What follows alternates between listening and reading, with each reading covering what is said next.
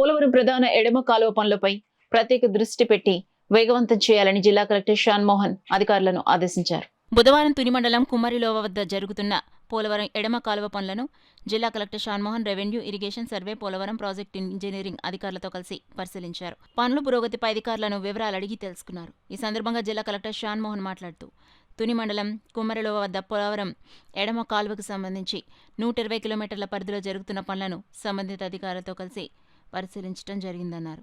సుమారుగా గత 12 సంవత్సరాలుగా వివిధ కారణాలతో ఆగిపోయిన పోలవరం ప్రధాన ఎడమ కాలువ పనులు ఈ మధ్యకాలంలో తిరిగి ప్రారంభించుకోవడం జరిగిందన్నారు. కుమ్మరిలోవ కాలనీ వాసుల సహకారంతో ఇప్పటివరకు 30 లక్షల క్యూబిక్ మీటర్ల మట్టిని తొలగించడం జరిగిందని, ఇంకా సుమారుగా 50 లక్షల క్యూబిక్ మీటర్ల వరకు పనులు జరగాల్సిందని ఆయన తెలిపారు. పోలవరం ఎడమ కాలువ పనులపై రాష్ట్ర ప్రభుత్వం ప్రత్యేక దృష్టి పెట్టి ఎప్పటికప్పుడు పర్యవేక్షిస్తున్నందున రాష్ట్ర ప్రభుత్వం నిర్దేశించిన లక్ష్యానికి అనుగుణంగా పనులు వేగవంతం చేయాలని జిల్లా కలెక్టర్ అధికారులకు స్పష్టం చేశారు. కాలనీ వాసుల చిన్న చిన్న సమస్యలపై అధికారులతో సమీక్ష నిర్వహించి పరిష్కారానికి అవసరమైన చర్యలు చేపట్టడం జరుగుతుందని జిల్లా కలెక్టర్ తెలిపారు.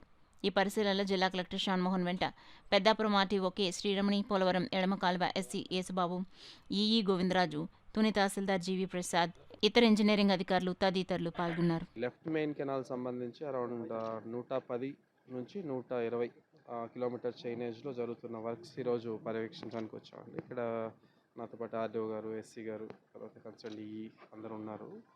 సో బేసికలీ ఇది ఆల్మోస్ట్ ఒక 12 ఇయర్స్ నుంచి ఆగిపోయిన వర్క్, 13 ఇయర్స్ నుంచి రకరకాల కారణాల వల్ల ఆగిపోయిన వర్క్ అది మళ్ళీ ఈ మధ్యకాలంలో కొంచెం ఫుల్ స్పీడ్తో స్టార్ట్ చేయడం జరిగింది. అండ్ ఇక్కడ కాలనీ వాసుల సహకారంతో ఆల్మోస్ట్ ఒక 30 lakh క్యూబిక్ మీటర్స్ వరకు మనం మట్టి తొలగించడం జరిగింది. ఇంకా ఆల్మోస్ట్ ఇంకొక 60 lakh ఉందా, 50 to 60 lakh క్యూబిక్ మీటర్స్ ఇంకా వర్క్ చేయాల్సిన పని ఉంది.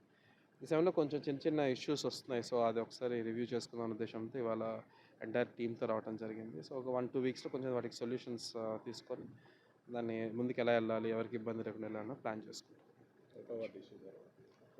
దాని గురించి అంటే ఈరోజు చూడడం జరిగింది. అంటే వాళ్ళకి అంటే బ్లాస్టింగ్లో వచ్చిన రాయి వాళ్ళ మీద పడింది అనుకున్నాం, కానీ అది కాదు వాస్తవం ఏంటంటే బ్లాస్టింగ్ చేసినప్పుడు ఆ కొండ వైబ్రేషన్కి కొండ మీద ఉన్న రెగ్యులర్ రాళ్ళు కిందికి జారిపోవడం జరిగింది. దాన్ని ఎలా అవాయిడ్ చేయాలి దాని గురించి ఈరోజు టెక్నికల్గా కూడా నాకు అంటే మనకి అంత ఎక్స్పెక్ట్ చేయలేదు అది అలా జరుగుతుందని కూడా. సో ఇవాళ దాన్ని చూసిన తర్వాత దాన్ని ఎలా చేయాలని దాని గురించి ప్లాన్ చేసుకొని నేను మళ్ళీ వర్క్